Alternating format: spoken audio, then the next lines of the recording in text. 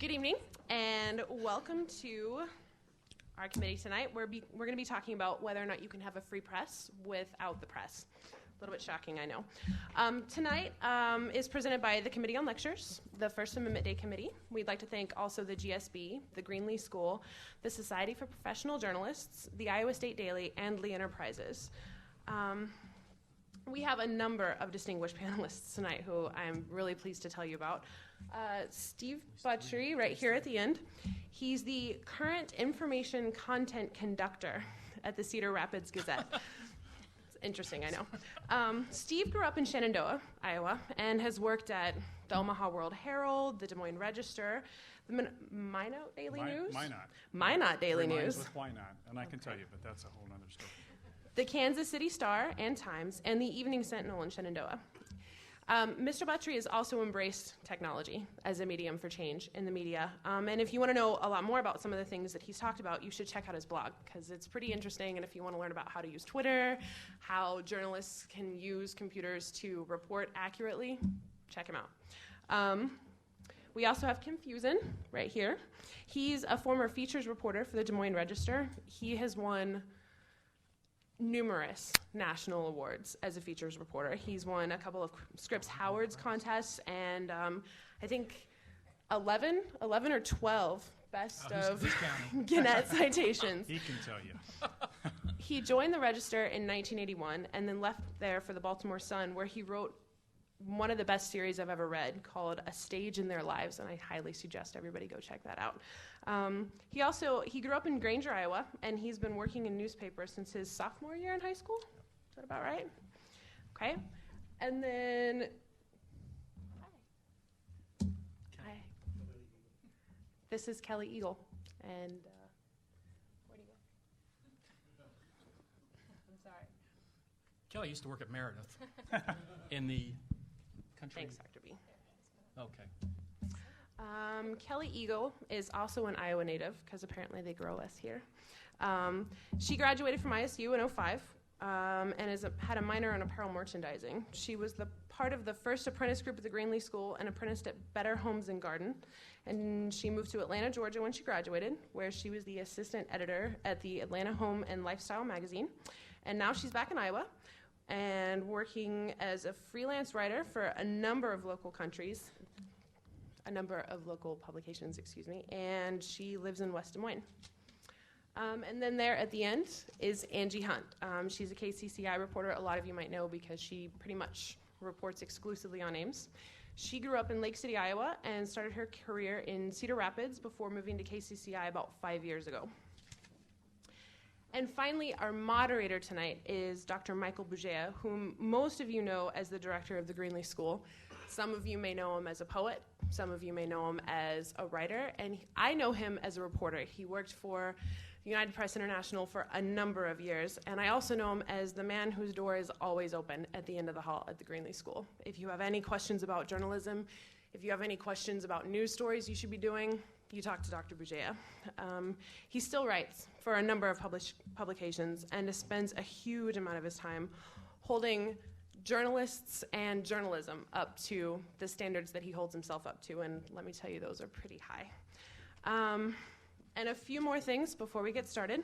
We've got $5 SPJ t-shirts back there that y'all should check out, because tomorrow afternoon you can go talk to Lindsay over there who's waving. We're going to have markers out tomorrow, so when you show up to the First Amendment Day lunch from 11 to 2 tomorrow for free food, you can write all over your shirts. We're also having a Freedom March at 9 from City Hall, and you should come see Odell McGee tomorrow night at 7 in the sunroom. Thank you.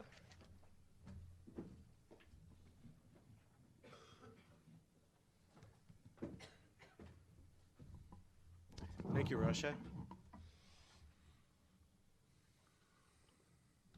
And thank all of you for coming here tonight. I have a special instruction for our panelists when they do speak, to speak into the microphone so that everybody can hear you.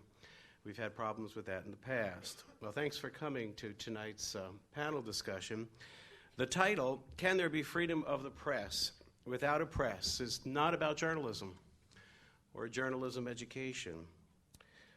It's about democracy and the future of democracy, and this is how we're going to proceed. I will make an opening statement based on the title of our discussion, and each participant will have 10 minutes to respond to it with their own opening statements.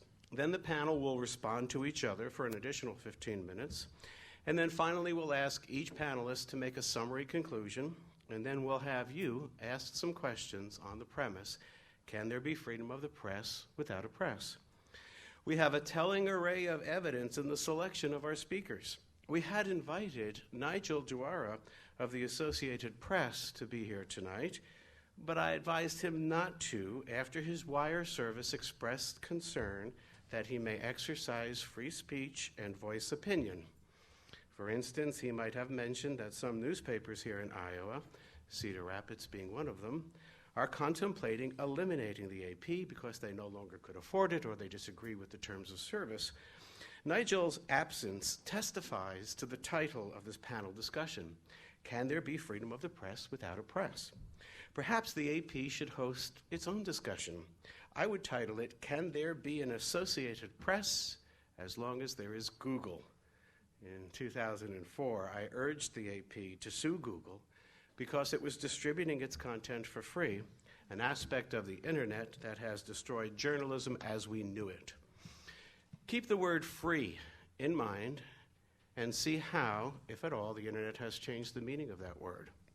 Internet is not the devil in this discussion. Google is. Internet is the hell where Google resides.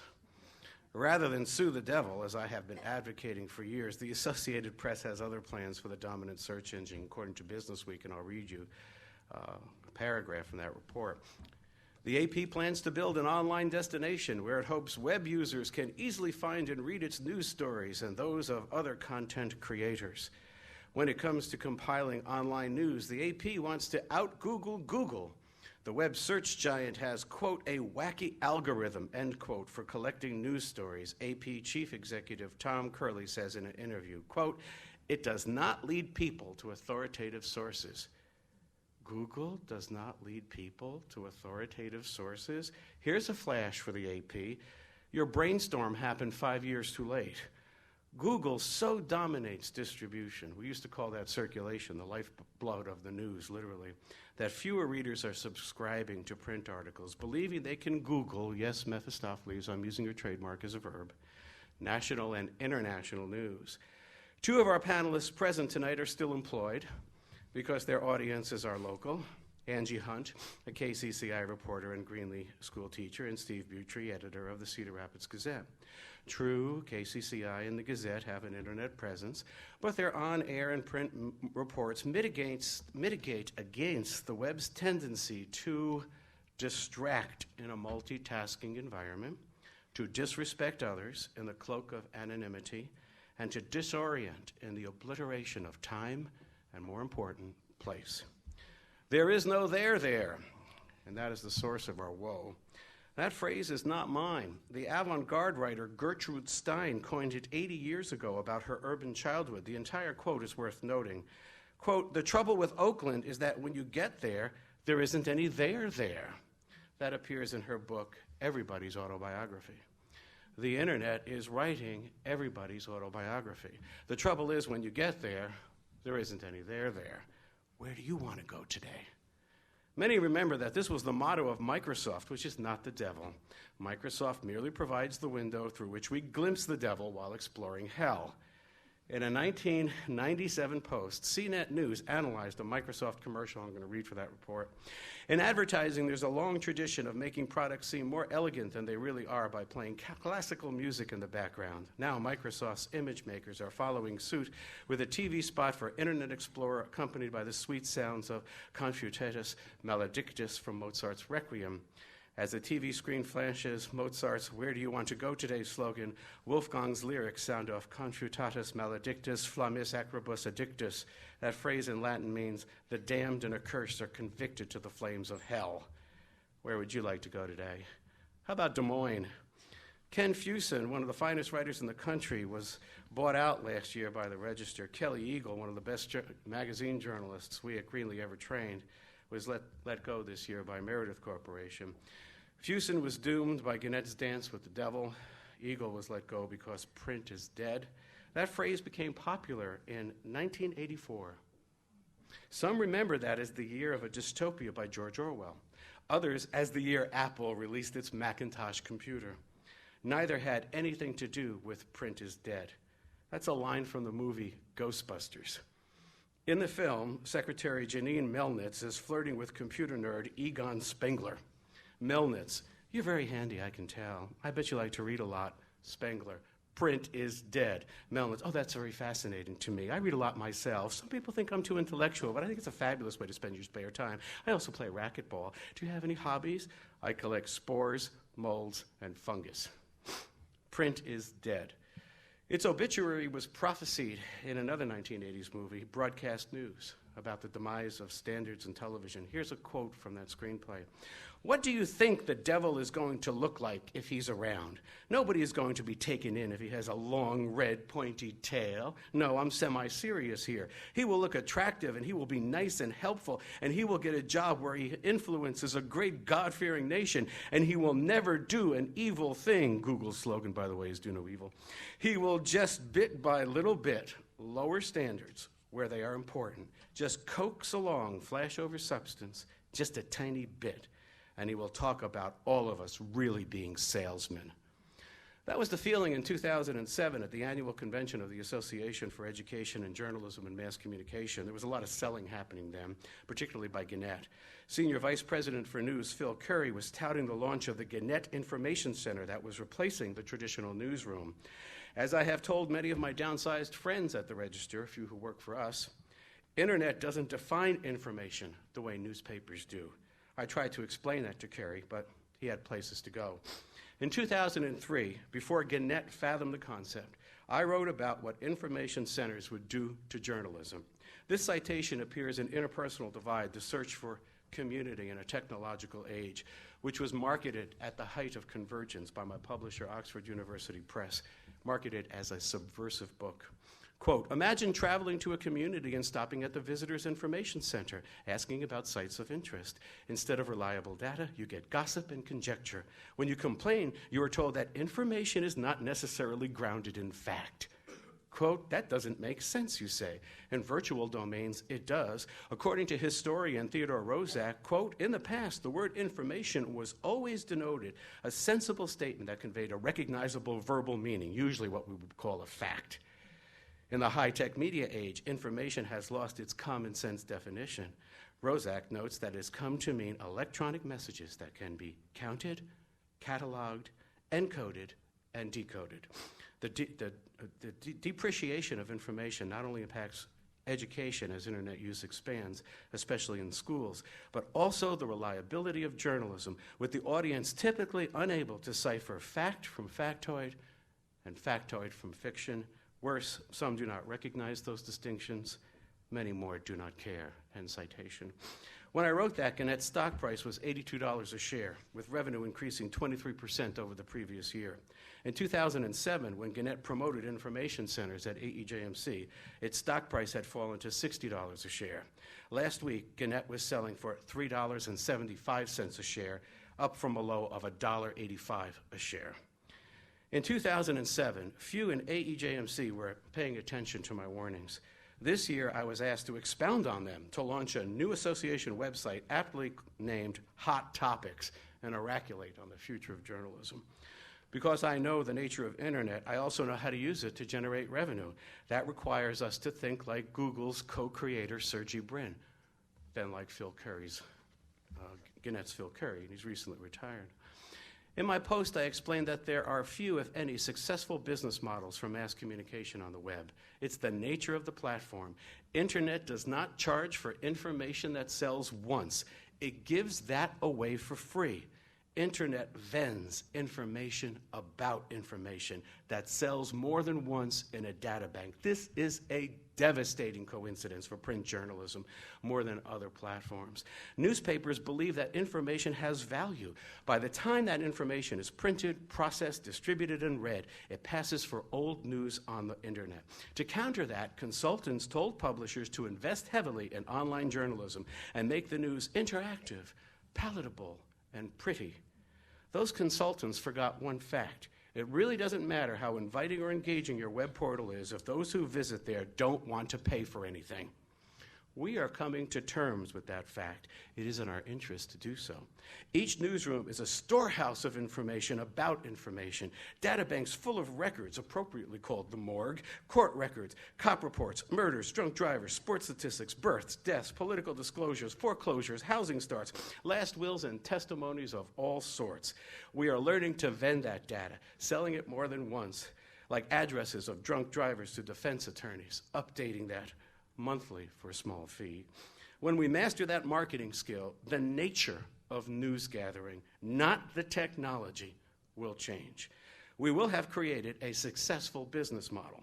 In the trade-off, we will report news that affirms opinions rather than informs the populace. We no longer will be defenders of the Constitution, but generators of the economy. Bit by little bit, we will lower standards where they are important and coax along with flash over substance, and we will talk about all of us really being salesmen. Better that than no journalism at all, monetizing new media via the concept of free, as Google does when it does no evil. Go ahead. Google the word free. You'll get thefreesite.com telling you how to get free stuff on the internet. You'll get free clickers, free cell phones, free credit card checks, free software, free magazines, an article titled Free, Why $0 is the Future of Business, free spyware, free antivirusware, free shareware, free websites, free templates, free download managers, free music, free games, free email, free greeting cards, free hit counters, free icons, comics, dream trips, and dates, all for free, free, free. And then you will get, by chance or serendipity, the Detroit Free Press, which happens to be a Gannett newspaper that recently limited home delivery and print editions, placing more emphasis on digital audio and video and mobile offerings. Journalism pundits are saying that Freep.com is the future of journalism. I'm not so sure. Does journalism have a future? Can there be freedom of the press without a press? Can there be a free press if we give the press away for free? There's the rub. If information has no value, then what will become of our news values, from fact to follow-up, from prominence to proximity, from usefulness to timeliness? Let's hear what our panelists have to say.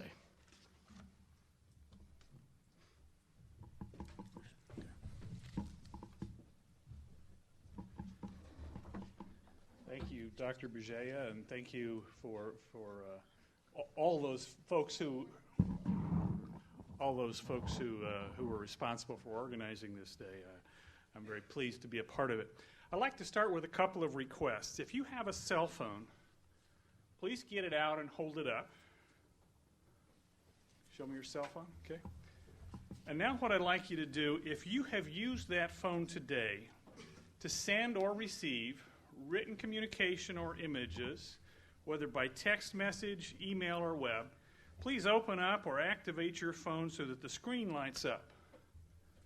Now wave the phone. Look around you. This is the future of freedom of the press. It is healthy, it is thriving, and it will not be stopped, even if the companies that own printing presses can't find their way to a prosperous future. The light of freedom shines as bright as those lights we saw around this room just a moment ago. My parents taught me to be a polite guest, so part of me wants to thank Dr. Bugeja for his hospitality and nod politely at his remarks. But a panel discussion without disagreement would be dull indeed. So I will be a polite guest and help my host present a lively discussion by disagreeing with nearly everything he just said. Google is not the devil. The internet is not hell. And neither one is a threat to freedom of the press. Print is far from dead, but if newspapers die because we failed to develop a new business model, I am confident that our First Amendment freedoms will carry on in digital communication. 2 years ago this month, I was in Germany and visited the Gutenberg Museum in Mainz.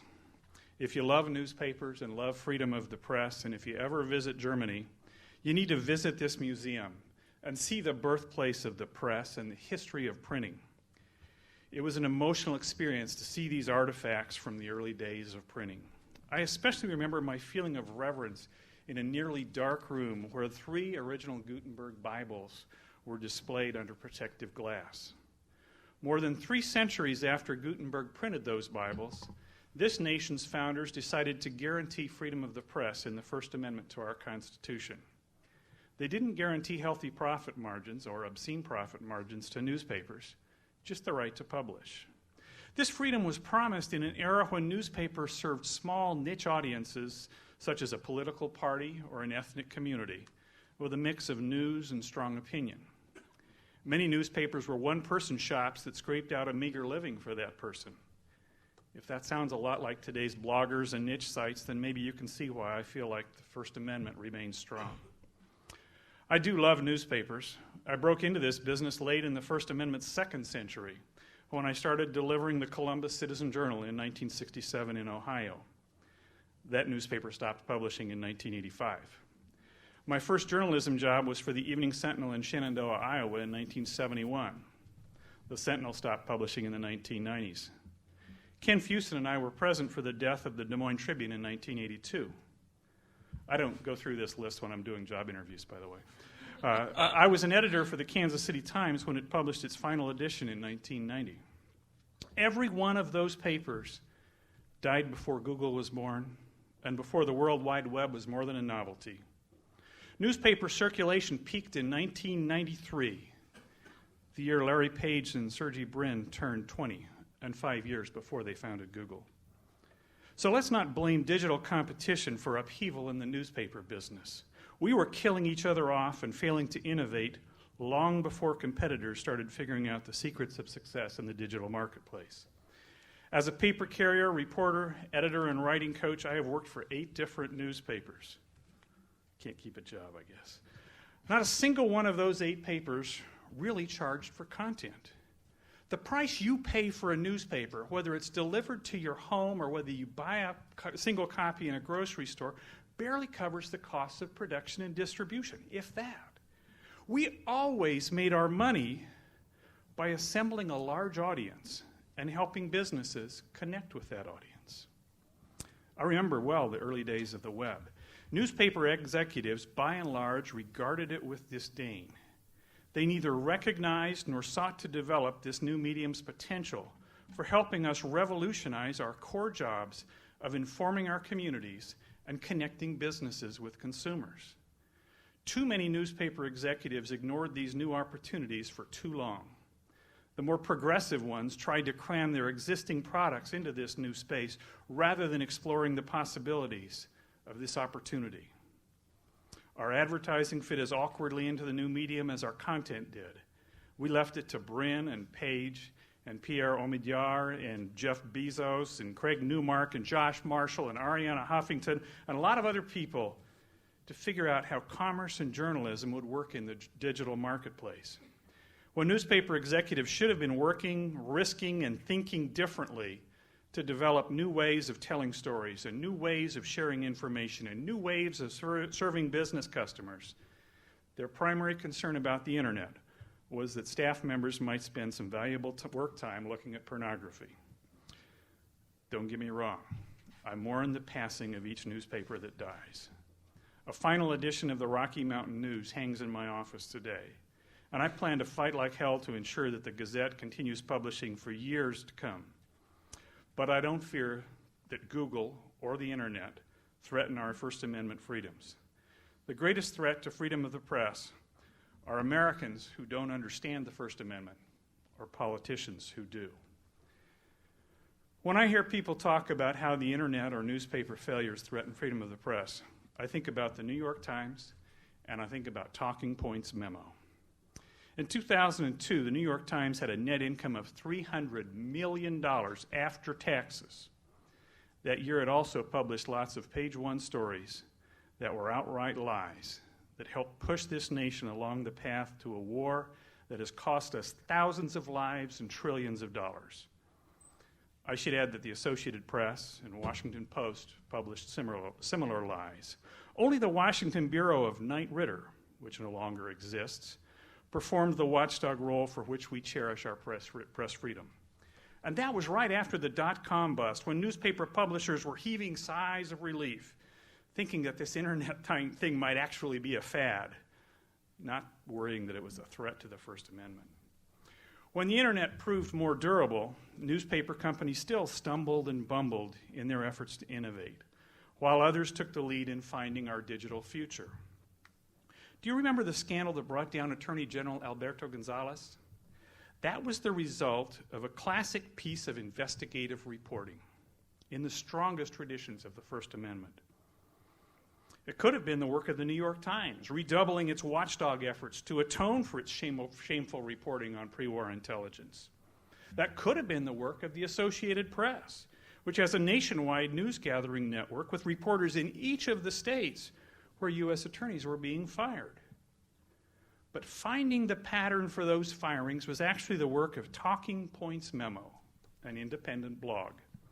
Working with their audience in one of the first and best examples of journalistic crowdsourcing, Josh Marshall and his small Talking Points Memo staff pieced together the disparate reports about scattered U.S. attorneys being fired. They blew the whistle on the efforts by Gonzales and the White House to use the Justice Department for political ends.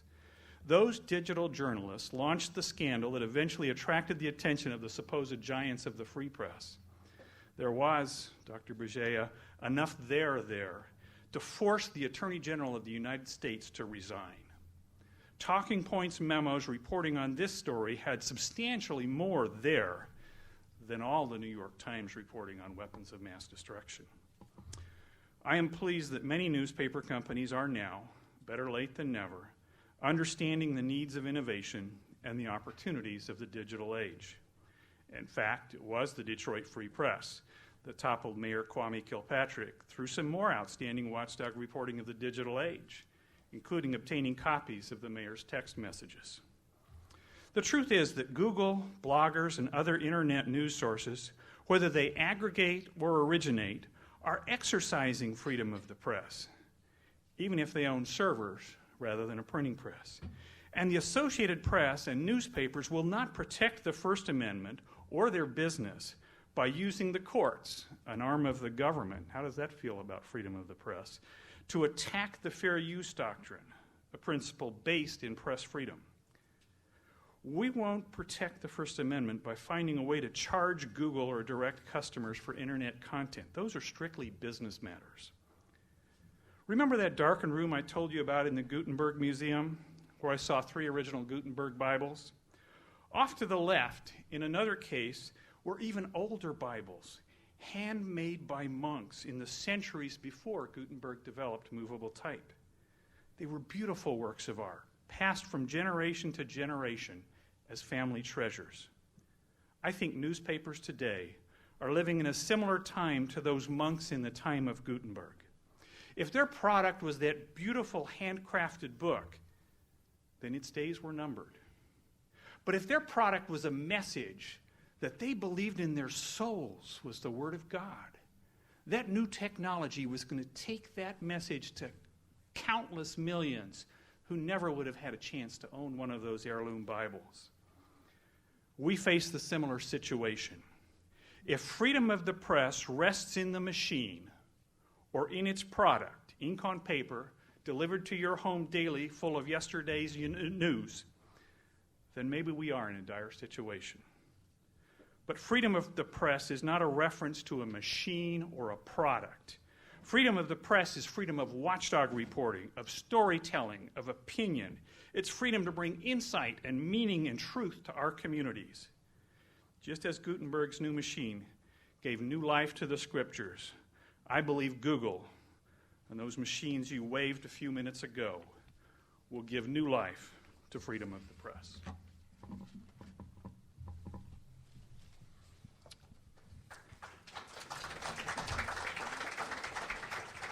Thank you. I was just here for the food. I didn't realize you could get all that cool free stuff on the web. I'm going to have to go home and check it out. We've made a command decision to sit here, if that's okay. Oh, By- man, with the you tape showed recorder. me up, Houston. Come on. Well, you showed us up with the Okay. speech, man. All right. I've known Steve a long time. He's mostly full of crap. I'll explain how. All right. First He's thing, right. the first thing I want to do tonight is to set the record clear. I pursued the buyout with the Register. They didn't come to me. I've been working for newspapers since my sophomore year in high school, and I wanted to try something different, so I laid myself off before Gannett had the chance, which is probably not the smartest thing to do in the middle of the worst economy since the Great Depression. But why make life easy? By the way, a little advice for you. Severance pay is the greatest invention ever. If you ever have a chance to get paid for doing nothing, grab it. I spent this time learning something valuable about myself. It wasn't newspaper work it was tired of. It was working. I'm very good at not working. In fact, at the risk of bragging, I'd like to say I'm great at it. Not working is, in fact, my dream job. And you know what they say, find something you love, the money will follow? Well, I love not working. But I'm still waiting for the cash. Because here's the thing, you can't tell this by looking at me, but I like to eat and groceries aren't free.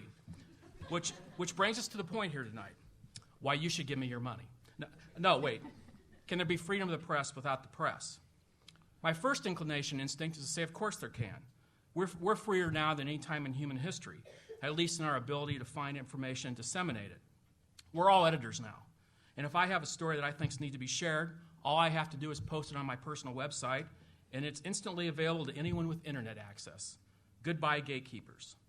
But here's the question I keep returning to, and it's the question that makes me, I don't care whether Google is the devil or the savior.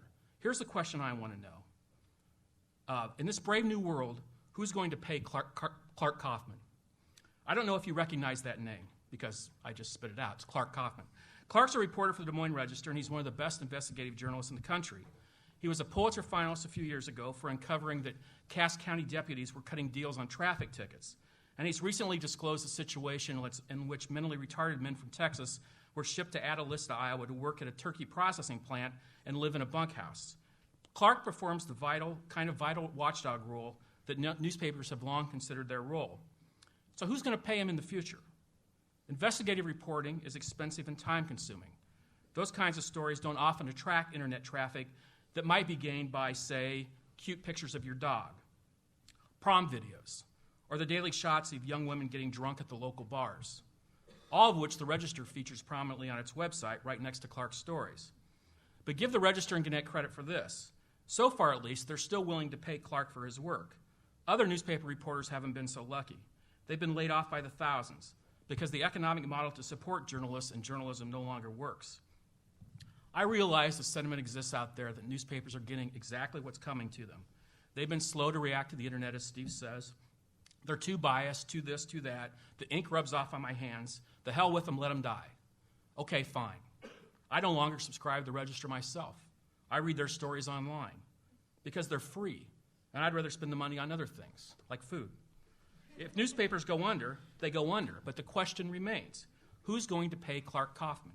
Who's going to pay reporters to do their important work? Who's going to pay you? Is Google going to pay him?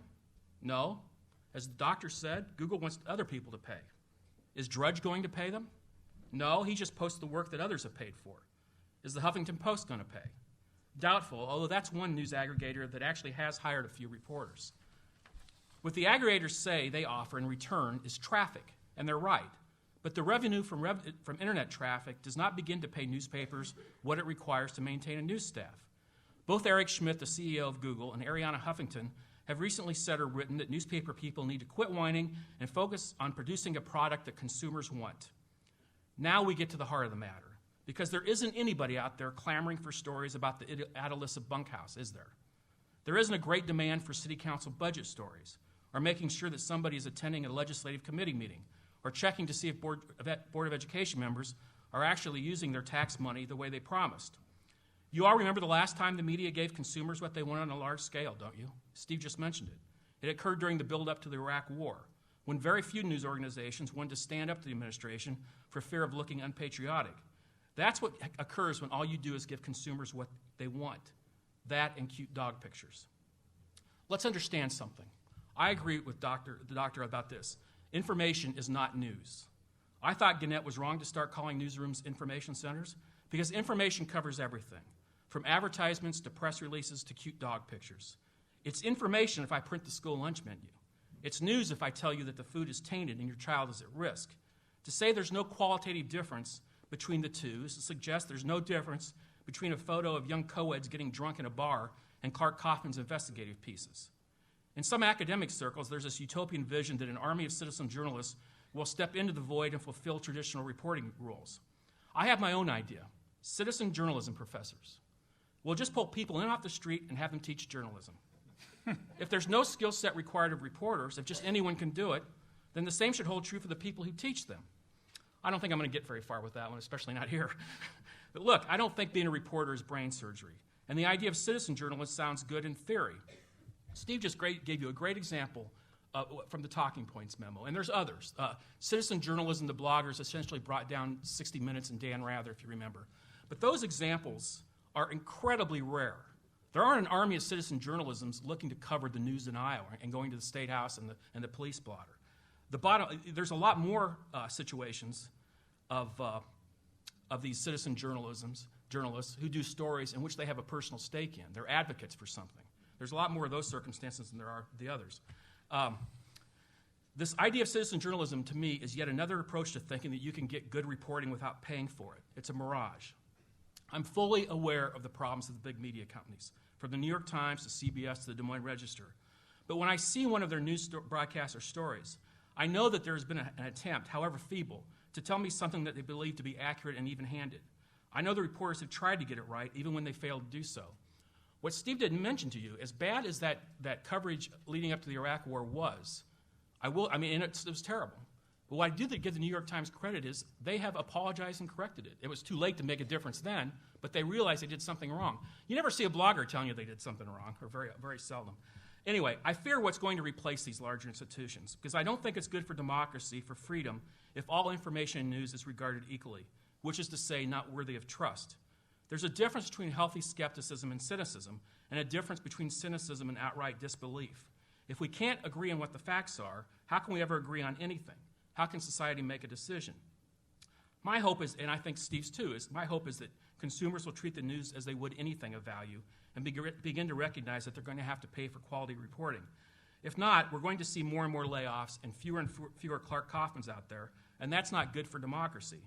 But it's very good news, or perhaps I should say information, if you're looking to exploit mentally challenged workers in a small town's turkey plant. You get what you pay for. It's no less true in our business than any other. Thank you.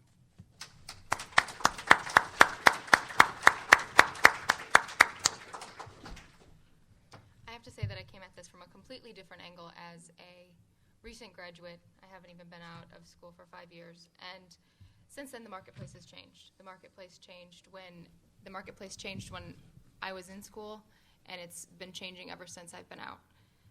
I think the media has gone on for too long with the mentality of we're just going to produce what we think they want, and that's going to survive.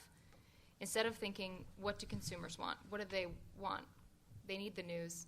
They need quick reporting, but it's not impossible to give the readers something that they're interested in. There are some news outlets who have done that. The LA Daily News and the Bakersfield Californian have put up digital editions where you can pick and choose which pieces of the news you want. And I think that's an interesting way to get people to pay for the information they want and still have freedom of the press. There are also options for magazines, which is an industry that I'm very familiar with. Magazines, when they stop their print editions, they go online. That isn't the same as folding. And I think that there has been a bad taste in people's mouths when magazines stick to online publications. There are tons of options for producing valuable and usable online content. Just look at the success of Twitter and Facebook and all the online outlets who have been able to make it work. At the same time, I don't believe that print journalism will go completely digital. I think there's something to be said for the experience of sitting at home with a magazine. People spend all day in front of their technology, and when they come home at night to read their news or to do something that's enjoyable, like read a magazine, they don't want to sit in front of a computer. The experience isn't great.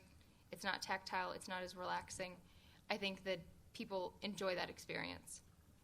So if newspapers and magazines are closing, how can journalism and journalists survive? I feel that it's only the strong that will survive. It's the people who are versatile and will stay with the media as it goes.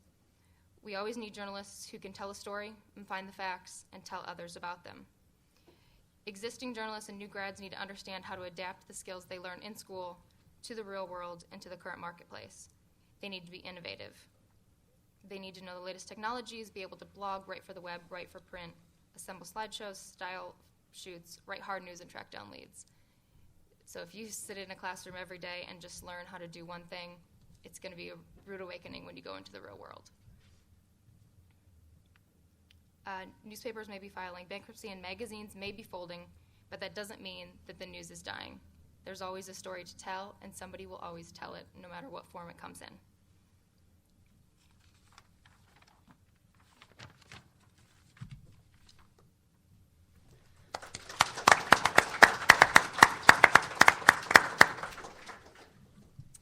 Well, I also want to thank everyone here tonight for coming out and being a part of this discussion and inviting me to be here tonight. I feel like I come from a completely different perspective as well as a television reporter. I was actually jotting down some notes today as I was on my way to Knoxville to cover a rally at the Veterans Hospital there. A number of people had come out to exercise their First Amendment rights in protesting the fact that the hospital is slated to close there by the end of the year. And I bring that up and I point that out, even though somewhat off topic, but I think it relates to what all of us are essentially saying here tonight is that news value. And how do news consumers play a role in that? And I think we all do in defending that First Amendment right in terms of how do we exercise that right and how do we demand what we want in terms of our news coverage and that news value. Again, my perspective is different as a television reporter. As many of the panelists have touched on tonight, really I think the issue confronting us today is that value of news. And when I received some of the points from Dr. Vigier for this evening, and he posed that question of, how do you maintain a quality news product if you're giving it away for free, I at first kind of had to chuckle because I'm in a medium where we give it away for free. I don't think any of you could say you're going to go home tonight and flip on the TV and insert your debit card or credit card and have to pay for the television news. It's something that for years has existed as a free entity in terms of what the consumers have to invest in that product. But that doesn't mean, as Kim pointed out, someone still has to pay the bills. Someone still has to make that investment in the news product. And we rely on that, of course, in the television industry in the form of ratings. How many of you are tuning into our 5, 6, 10 o'clock news or morning news? And then how does that relate to our advertising dollars that we generate? I certainly depend on that. I would guess many of the talented reporters and anchors that we have at KCCI depend on that to get that paycheck. It's one of the key elements of that equation, though, is not just what are we getting in terms of those advertising revenues and dollars, but what are our ratings, and that is all determined by you, the consumers. How many of you are tuning on to the news at KCCI as compared to WHO or WI? But I don't think that is our greatest competitor anymore in this industry. It's whether some of you are going to opt to tune on to The Daily Show or reruns of Seinfeld or The Simpsons at 10. I mean, I shudder to think that I'm on the news every night and even my own family members are, opting to watch Everyone Loves Raymond over me. I mean, please, and I think that says a lot about the value of news and whether it be newspaper, magazine, television. Are we providing what the consumer wants? And I think that's a difficult question to answer in a lot of ways. So I see, some of those similarities between the choices that news consumers make, or viewers make when turning on the TV, or whether they're opting to pick up the newspaper in the morning, or just wait till they get to the office and click on the computer and check out the Des Moines Register online, New York Times online, because it's all there for free. And I have to admit, I'm one of those people that generally are going to tend to wait until I get to the office because in the rush of my morning, maybe I don't have time to pick up and read the paper, or it's just more convenient when I'm sitting there in front of my desk in the morning to check it out that way.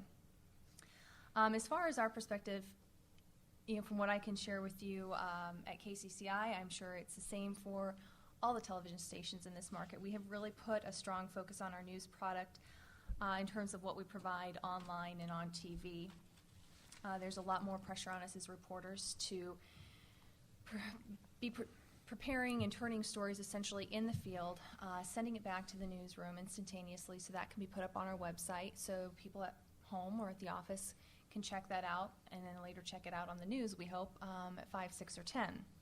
But I think we tried to use the two to really complement the other. KCCI.com, for example, last year averaged about 17 million page views per month. And I think keep in mind with that, I should also point out that we had a lot of unusual weather events last year. When I was asking my news director, just how much are we generating in terms of traffic on our website, in terms of numbers. When you have events like the Parkersburg tornado, flooding in central Iowa, eastern Iowa, that generates a lot of people to the web, and probably increases those averages. But we still see a high volume of traffic there, and I don't think that is an evil thing. A lot of the people that are coming on to kcci.com, it's between 10 and 2 when they're at the office, when they're at work, over their lunch break, whenever they're wanting to check out the news. And I think we can use that as a good selling point to say, here's what's going on today, here's some of that information, but make sure when you get home tonight, tune in at 5, tune in at 6, 10 o'clock, whatever it may be. Or I even know myself, if I've missed the 5 or 6, 10 o'clock, or 5 or 6 news, I can go home after work and then find those stories right there online, not just in a print form, but in video form. And I think it's kind of giving the consumers what they want on demand.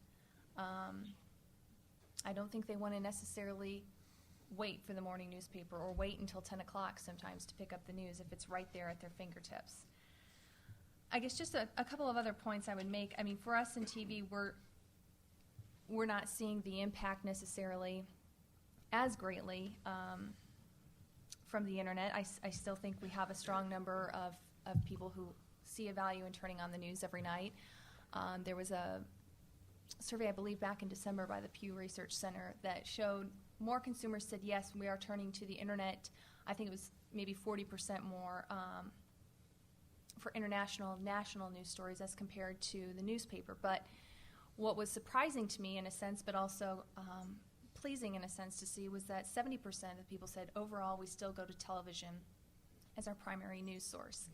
But I don't think that means I can just sit back here and say, well, as a television reporter, it's a lot better for us than if I was in the print medium. We all have to be thinking about how do we take this new world on the internet and continue to evolve it, and that takes both of our roles, not only all of you in this room as consumers and also us in the news business in terms of giving you that value. And I think that puts just a greater responsibility on us as reporters in terms of our role. I guess in kind of closing, I truly believe that people choose KCCR, they choose a news station or a newspaper because of loyalty, because of value, and they see a purpose in picking that up.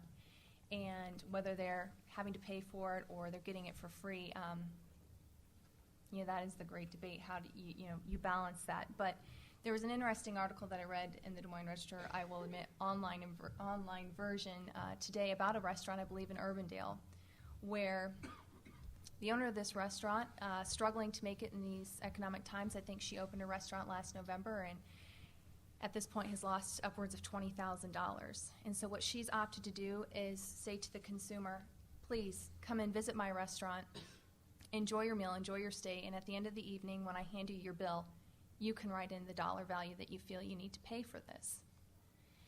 And not one consumer so far has walked out and not paid the bill. They found a value in that. In fact, I think she said anywhere from she's seen people pay 3 to 15% more than what she would have charged them on average for that meal. And so I relate that, I guess, in a way to the question that we're debating today. What kind of value, what kind of price tag do you put on the news that you demand, that you expect every day? And I think that's a question we can ask ourselves as a reporter, but you all need to ask yourself as well. How much value do I put in that? And what am I willing to pay? Is it worth it to, kind of fill in that receipt at the end of the day and say, this is what I'm willing to pay, or am I willing to walk away with it for free?